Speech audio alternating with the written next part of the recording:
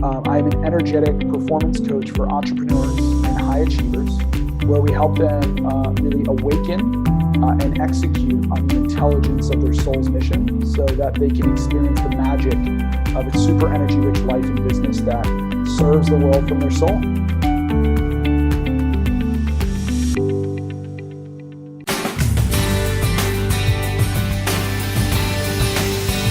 Caution, you will begin to love your 9-to-5 with this show. Join us as we explore and discover your unique strengths and learn to apply them to your daily business activities with your host, Shmuel Septimus. Welcome back to the Love Your 9-to-5 show. We are really excited to come back with another exciting episode. Today joining me on the show is Robert McGuinness. Robert McGuinness is someone who helps entrepreneurs venture from their deepest calling. This is something that for those of you who have listened to the previous episodes, you know that's something that resonates with me strongly. If you have not, hit the stop button, go back to episode number 1 so you'll understand what I'm talking about. Robert, welcome to the show. Thank you so much, Mel, for having me. Yes, it's really exciting to have you on the show. I really think that there's so much value that you will bring to us, and especially a lot of what we've just been discussing before the show. A lot of it resonates with me as well. So even before I give you a chance to say too much, I will just say one thing just from your tagline on LinkedIn, and then we'll take this further. Helping entrepreneurs venture from their deepest calling. I believe I've said on the podcast somewhere or another that there's definitely a Jewish source for that, which states that just like every animal is created with a specific set of skills, if you will. You know, the lion has claws, and naturally knows how to hide in the bushes, how to pounce it just at the appropriate moments. And they don't go to lion school. There's no Harvard classes for lions to know how to earn their keep, and they naturally know how to do it. And you have the pelicans with the long necks so that they know how to do what they need to do. And you will not find a lion excelling in running like a cheetah, and you won't find cheetah and excelling like a giraffe, because they're all meant to earn their keep in different ways, and they were pre-designed with equipment, tools, temperament, and skills to be able to find their keep in that way. So the same source writes that human beings are the same way, except that we're not all lions, elephants, giraffes, or tigers. I don't know why I'm giving such ferocious animals, or fish, or cats. Your wife yelled at you, that's why. Exactly. But I have my own unique skills and strengths, and my job, so to speak, is to find a way to express my natural skills in a way that brings value to others and brings home the value and the money that I need to support myself and those who rely on me. How does that resonate with you and with the Soul Venturer? Yeah, so much resonance, and thank you for sharing. I'm kind of like trying to really feel into this conversation and see where the best way to start off with. And I believe that your alignment is your divine assignment. And what I mean by that is that just like when you buy your phone, your iPhone, your Android, it comes pre-programmed with apps and games and coding on it. We as human beings come into this world pre-programmed with skills or gifts or traits that we were meant to use to give to the world. And this is the essence of what it means to be a soul venturer, which is the idea that when we use our gifts to solve a problem that deeply fulfills us and allows us to almost jump out of our skin and makes us come alive, we get to operate with an energy.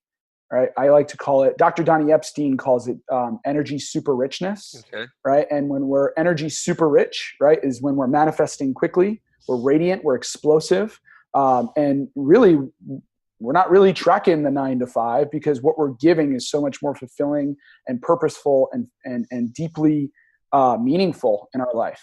And I believe that from that space is really the only space to live, in my opinion. That's how I look at things.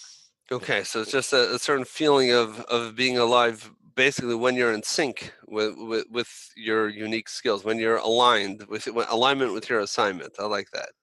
Yeah, alignment is your divine assignment is what I've been told. Got it.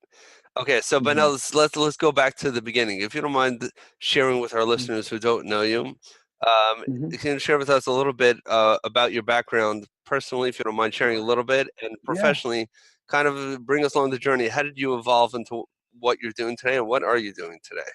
Yeah, it's a great question. It's a little bit of a long story, but I'll try to slim it down here.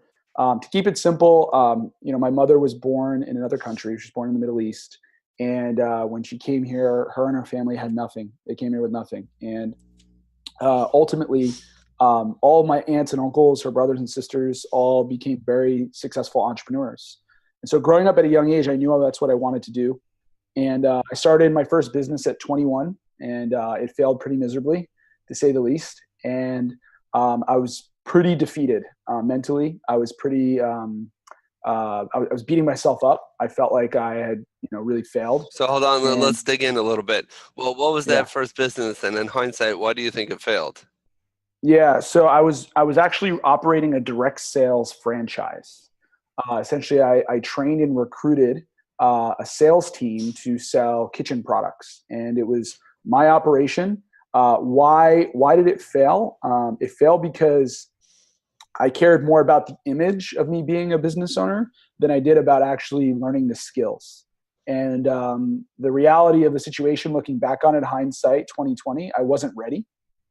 But I do believe that without that experience, I wouldn't have had that kind of slap in the face, if you will, to kind of be like, you need to wake up and really like stop worrying about your image or how you look or what you're perceived as, and really like learn the skills that are required to be an entrepreneur, which are sales, marketing, operations, really getting your messaging right so it speaks to a wide audience, and really aligning that so it's like something that you want to give, right? So that's kind of the short of Okay, it. so at what point was it clear to you as daylight that it was a failure?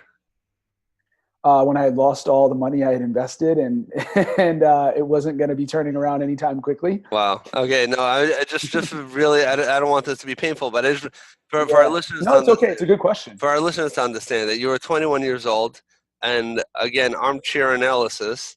For me, again, I don't know you very well, but from what you've just Yeah. explained, you've kind of been pre-programmed.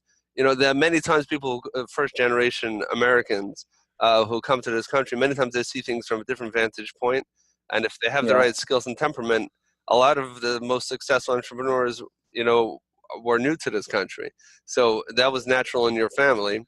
But as a second generation American, Yeah. you probably felt somewhat pressured to immediately do that. And it sounds like maybe you jumped into it before you felt you were fully ready. I might be completely off. I'm just thinking out loud. There's part of it there's definitely parts of that that are true. The thing that I would share with though is that um, there was just a level of maturity that I had to really connect to. You were 21 years Uh, old. yeah, like I had to grow up, faster, and like, yeah, like, did I have a hard life growing up? No, I didn't. My parents were, like raised me well. I came from a great family. Like, I had my own challenges just like probably everyone else, but it Mhm, wasn't anything out of the ordinary. mhm. So yeah, I think there's partial truth to that for sure. Like, Okay. I thought I had it because like I had, just like people around me that were there, but the reality was like, you got to earn it. So what was your next step from there? Yeah, my next step was so I was about to graduate college, and I had to determine if I wanted to actually take a job, and I did interview around, or if I wanted to take another crack at this. And the one of my mentors in that business said, "If hey man, you can work for me for a year, and you can work under me, you can learn the ropes, and you can go try again in a year, after you've worked with me." And I really went under his wing, and I learned a lot. We did over $1 million in sales. We hit some amazing trips and awards, and I learned so much. And then I opened it up again after that year, and I started off, and I had the second time, I had big expectations, right? Like my expectations were really high, and I'm naturally also competitive with myself. So I want to do better, right? Mm-hmm. And I'm also really focused when it comes to like really getting after something. And I was like, I'm going to crush it. I just knew it. And the reality was that I started off really hot for the first, I would say like 2 months. And then we dipped in sales, and then I got in my head again. And some of these old stories and patterns came coming through me. And it was a little bit of a rocky road for about like a year and a half until I kind of closed it down again. To kind of, there's other things that happened in between, but that led me back to me being here. Okay, so eventually, this going down this path, and again, I appreciate your honesty, and Yeah. for those who are thinking, again, there's a lot of misinformation out there on the internet. If you're browsing through your Instagram feed or your Facebook feed, not so much your LinkedIn feed, there's a lot of people who are saying, send me a message and I'll tell you how to make all this money quick, or a franchise, or this. Yeah. So for those of you who don't know yet, that's not the way it works.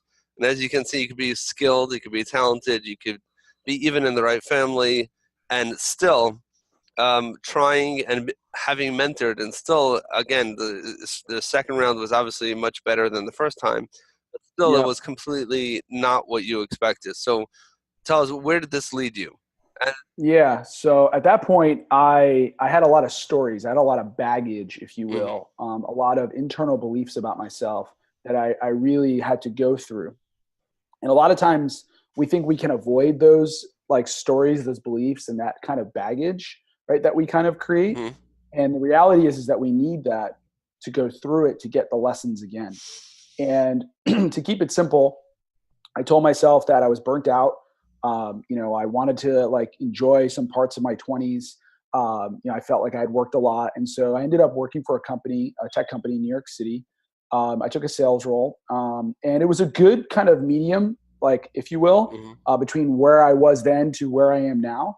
And, I don't want to make it sound like I was settling, because I wasn't. It was just like I needed to pivot, if you will, more than anything. And I became one of the top reps at that tech company called Trustpilot. I won President's Banquet. But as I was there, I also got connected to who I was. I had, a year removed from both of the business experiences. I had a lot of time to reflect on it and think about it. And what ended up happening was, as I was reflecting and thinking about it, I realized how much I missed an element of what I was doing, which was coaching. I loved coaching. I was coaching my sales team. I was helping my team. Like, that's what I loved doing. But there were other things that I didn't love doing. Such as, And as I was in the tech company, I wasn't doing any wait coaching. one Like I second, what were some of the things that you didn't enjoy? like admin stuff, systems. My natural gift. So one of the business partners that's with Soul Venturer, she's more of an outside resource. Her name is Cheryl Angela, and she was trained by Roger James Hamilton, who runs this test called Wealth Dynamics.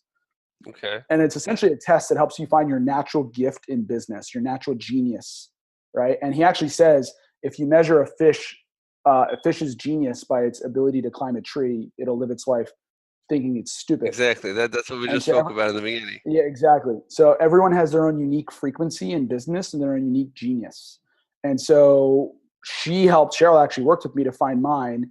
And I'm really good at, supporting and deal making, where I'm not so good at systems and creating systems. And so what I realized looking back was that if I had someone to help me with some of the system stuff, that would have freed me up to really align on my genius in business. And now this is a lot of the stuff that I teach with my current coaching clients that have businesses, is we help align their team around their natural genius, and they feel way more energized and way more fulfilled, and it allows them to really step into their power. But that's a little bit of a sidetrack. That was one of the things that I didn't like.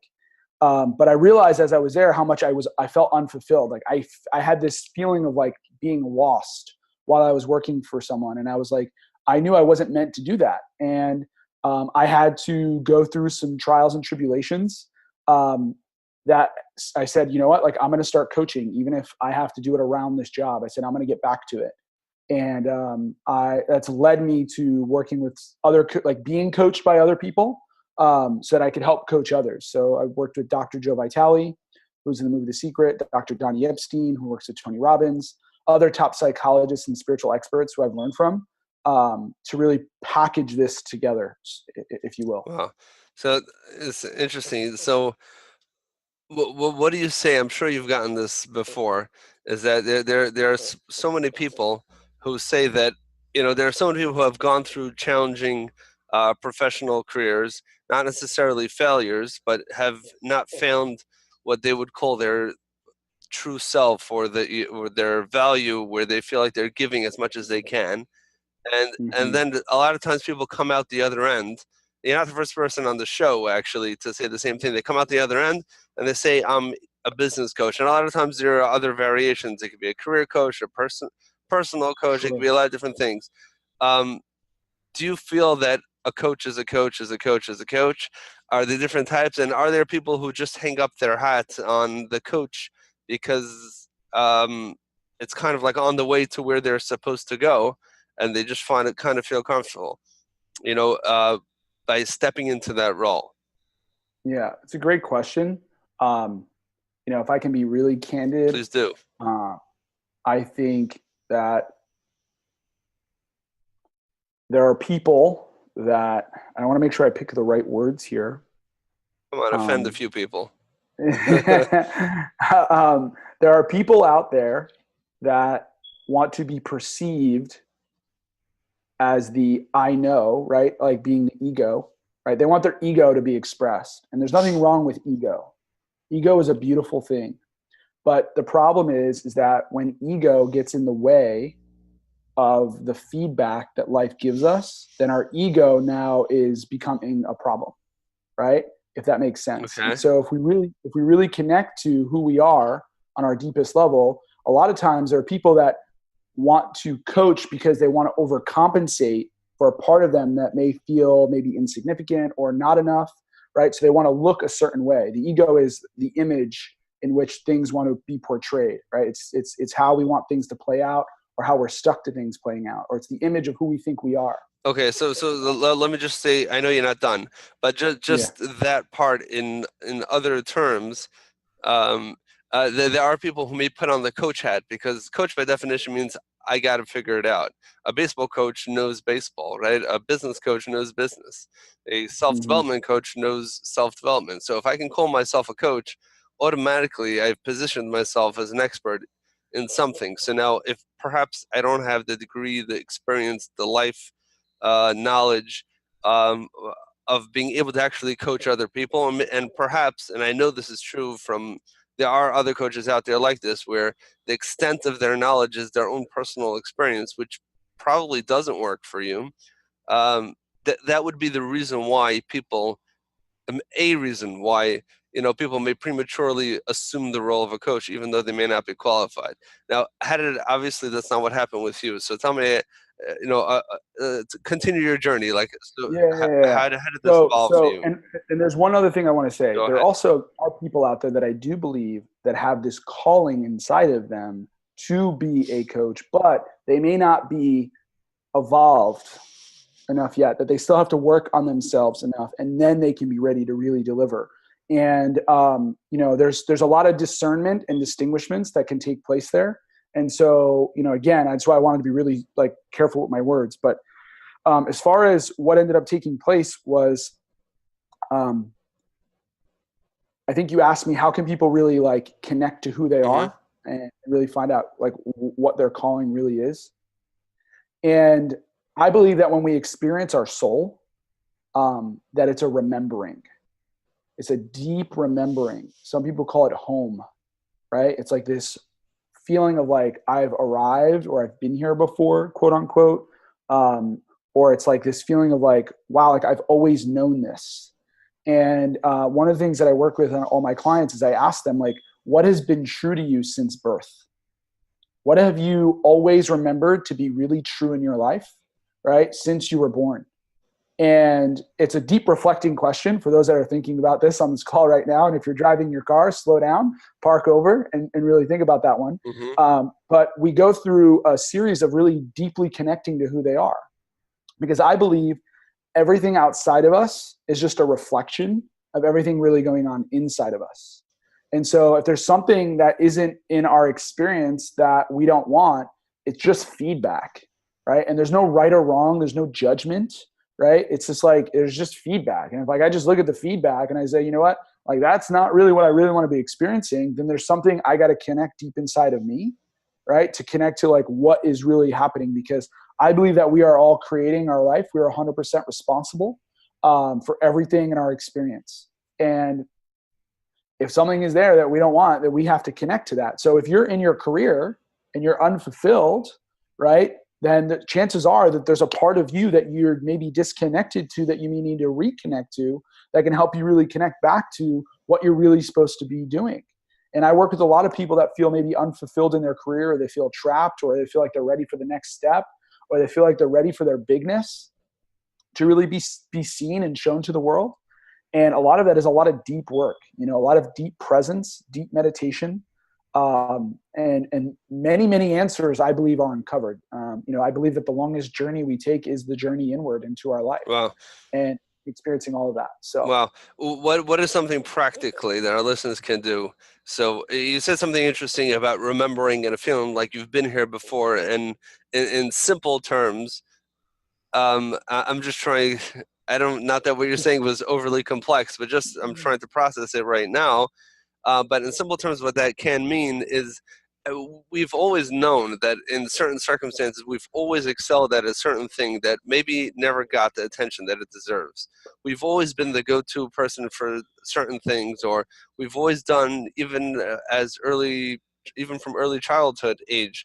And again, I use my children, and I can see where they excel, and it's so clear. And sometimes I even wish that I could go back. And my parents didn't have iPhones; they still barely have iPhones. But if they had recordings, if I could watch exactly what I did as a child, it would be so insightful to see how if for anybody, to see exactly the areas where you're naturally shown. When you're a 4-year-old or a 5-year-old playing in a playroom, you're naturally expressing who you are. You don't care about your image. You don't care about your ego. You're not trying to market yourself. You're not worried about competition.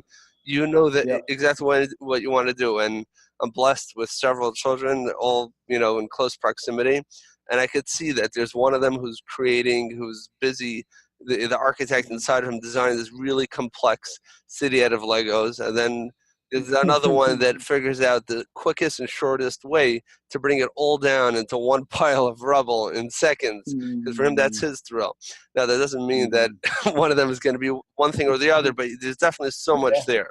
So now, if there's one practical tip that you can give our listeners, that let's leave the conversation of business coach, not business coach, on the side for a moment. We will get back to that shortly. But if there's one practical tip that someone can do right now for them to get a little bit closer and a little bit more in touch with the bigness that you mentioned that they have inside of them, is there any particular practice or tool that you would recommend? Deep presencing meditation, stillness meditation, and being present. And presence, so everything in this lifetime, everything that is matter, right, is all made up of energy and information. Okay. And energy, quantum energy, has three really unique qualities, right? The first is that all quantum energy carries information. Right? Like color, this wall here is information, right?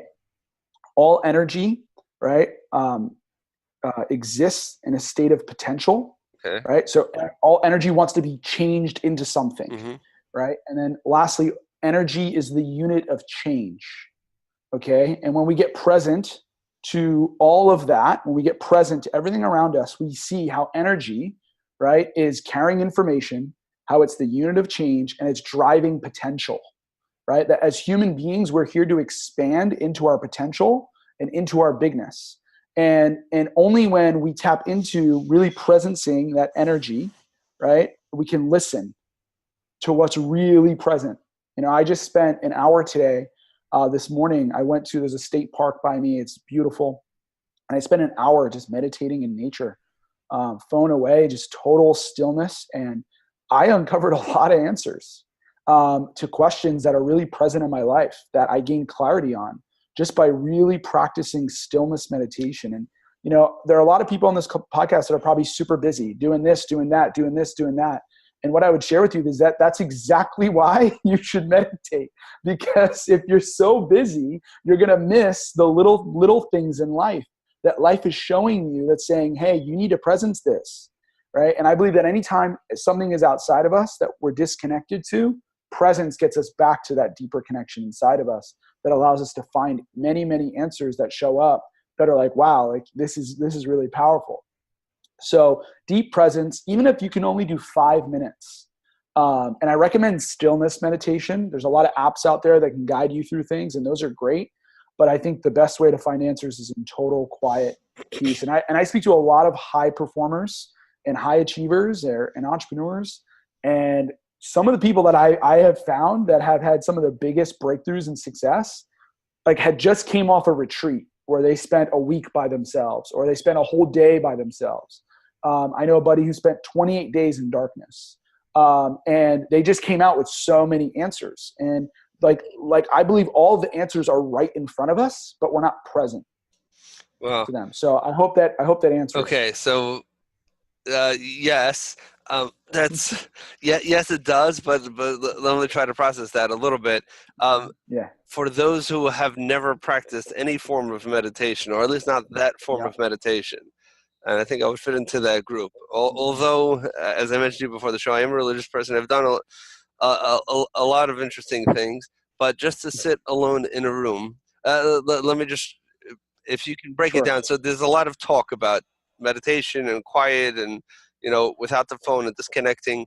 But if someone wants to actually implement what you just said, and someone has never meditated before, and assuming that someone wants to do it because they want to gain a level of clarity in their lives, personally, professionally, so they will drive their car to the local scenic something or other, a quiet place where hopefully nobody's going to bother them. They leave their phone in the car. They tell the whole world, they post on Instagram and everywhere that I will be dead for 5 minutes. And I didn't actually die. So now they can relax, and everybody knows that they're off the grid. Hopefully they don't post their location so that nobody comes and bothers them.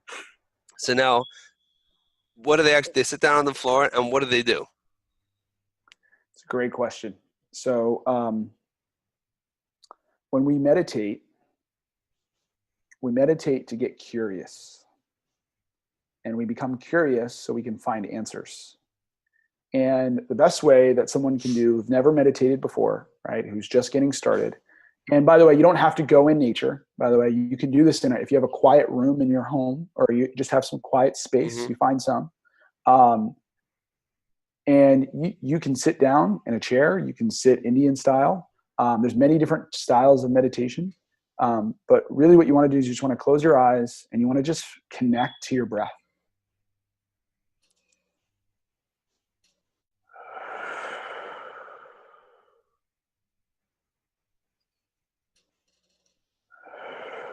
And one of my teachers has taught me a strategy, and this is really great for early stage meditators that are out there. And you can really focus all your concentration on your breath for 30 seconds. So it's putting all your attention and energy on your breath for 30 seconds, and then letting go for 10, back for 30, relaxing for 10. And as you do, you'll enter in a space of openness and spaciousness.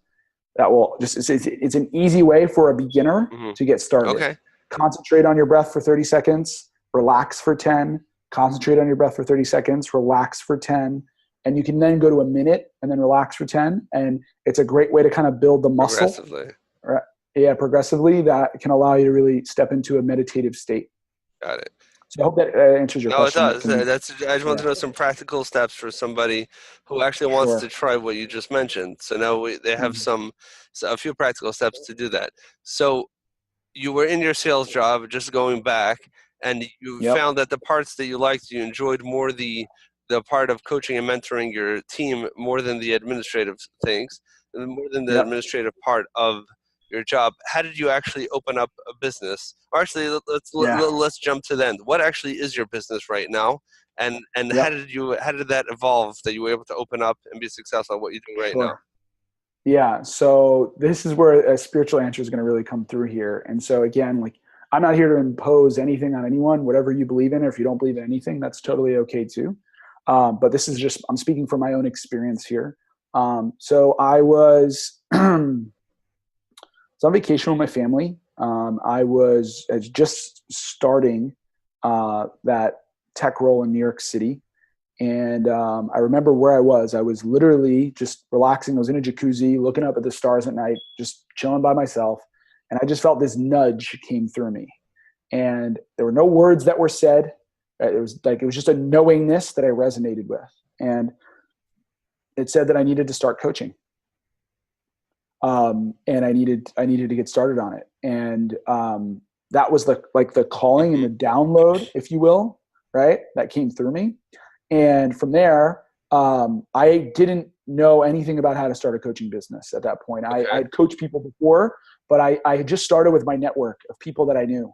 And I had conversations, with clients that just they wanted a next phase of growth for themselves. And I felt confident that I could bring it out of them. And I just started small. I started one by one, 4 years ago. And as I started learning more, so I was coaching and I was being coached by lots of people. And I was investing in myself. And as I did, many answers came up for me that kind of guided me here to where I am now. And where I am now is I'm an energetic performance coach for entrepreneurs and high achievers, where we help them really awaken and execute on the intelligence of their soul's mission so that they can experience the magic of a super energy rich life and business that serves the world from their soul. Wow. What a sales pitch right there. Yeah. And the idea there is that I believe that there's a new economy emerging right now that we're transitioning. And, I believe that with automation and robots that are really taking place, I believe a lot of the middle class is going to deal with a lot of transitioning in the next, I believe 10 to 20, 30 years. Right now, currently 44 million Americans have side hustles, and more people have side hustles than ever before because their current job doesn't meet their financial needs. Now, I'll just point out that in a way this is a new trend, but in a way it's an old trend, because before the Industrial Revolution, before it wasn't, nobody was working for these massive companies, and everybody was a shoemaker or a tailor or something. You had a skill, you had a shop, and that was normal. We're reverting back to that era to some extent, except that we have this thing called the internet, which is how we're talking right now, and how we can, as a coach, you don't have to coach your mother and your neighbor and someone in the next town. You could coach anyone anywhere in the world, and just as effectively. And there's really no need. Location is not a factor anymore. Now, if you don't mind, if just changing gears slightly, I know I mentioned to you before the show, and I had a chance to peek briefly at your social media profiles, and I see that you've been very successful specifically on Instagram, and you have a tremendous following over there. And I do see that, the things that you post, and it's done really, really well. Is there any particular reason?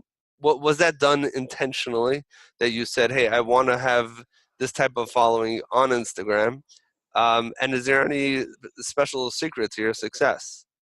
Yeah. So great question. It was about 5 years ago, 4 or 5 years ago, when I just decided that I was going to start coaching. Mm-hmm. A buddy of mine came to me, with this program, learning about how to really grow your following on Instagram. And essentially, him and I have really teamed up to teach others how to do the same thing. So I've learned a lot of, if you will, Instagram strategies. Mm-hmm. It wasn't something that I just decided that it was going to be Instagram. It just kind of fell in my lap, and I kind of rolled with it. And I just started posting. When I just had a few clients, I was also getting stuff out there and content out there. And what ended up happening was a lot of people started resonating with my audience. I had to do a lot of manual stuff as well. I've really narrowed in on my niche, and a lot of this message really resonates with a lot of people in my audience. I've had to go through a couple of redirections with the brand, like a couple of brand changes. So that there's definitely been some ups and downs with it for sure. But if I would say the biggest thing that I can share with anyone of building a brand, and growing a following on Instagram is really speaking from your heart. I swear. It's just like the people that pop off on Instagram or any social media or something that goes viral is they either create something from their heart, or they create something unique that's their unique genius, or they're speaking from their heart, right? And so if you're a coach out there, you're a business coach or any type of coach out there and you want to grow a following, I swear, if you just speak from your heart, like it's going to resonate. People are going to feel it and you're going to get traction and you're going to build it over time. And the other thing is to be consistent. Like I've been posting consistently every day, not every day. I have some days where I'm off, but for the most part, I'd say 95%.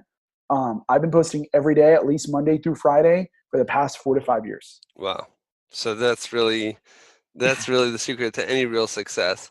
And I see you have like a nice blend of you have some personal information that you share, but then there's a lot of the things that you talk. Yeah, a lot of the motivational quotes that you share as well. And it really is. You're saying it's hard work, it's dedication, it's having a clear message as well. So Yeah. So we see how you've you made the transition, from where you are, and now is this coaching? Is that what you're doing full time? Is this your full business? Yes. Yeah. Wow. This is my full-time business. And how do you pick up your clients? All through Instagram. Wow. So Instagram is your feed. Yeah. So we're working on other strategies right now, slowly getting YouTube up. I really want to post more on LinkedIn. We're blogging as well. And we're doing a lot more Instagram lives than ever before. Obviously podcasting has been something that's really grown up. So I want to get myself out there. Nice. But yeah, so a lot of my traffic. Do you have your own podcast? I don't have my own podcast at the moment. Oh, so you're going to get one soon. By the time this goes live, you'll have yours out there. We'll see. I have a lot on my plate at the moment, but I like the idea and I'm feeling into it. Just really like listening for the answer and see what comes up. But I like it so far. I'll say that. Fair enough. But just to go back to the Instagram thing, a lot of the traffic comes in through Instagram. They visit my website and, they convert right into my calendar. And, like my mission is really to help people experience their bigness and experience what they were here for. And my hope and pray is that everyone gets to experience their bigness in this lifetime in some way, shape, or form. Okay, excellent. Before we wrap up here, Robert, first of all, thank you so much for taking some time and coming on. I really, really appreciate it.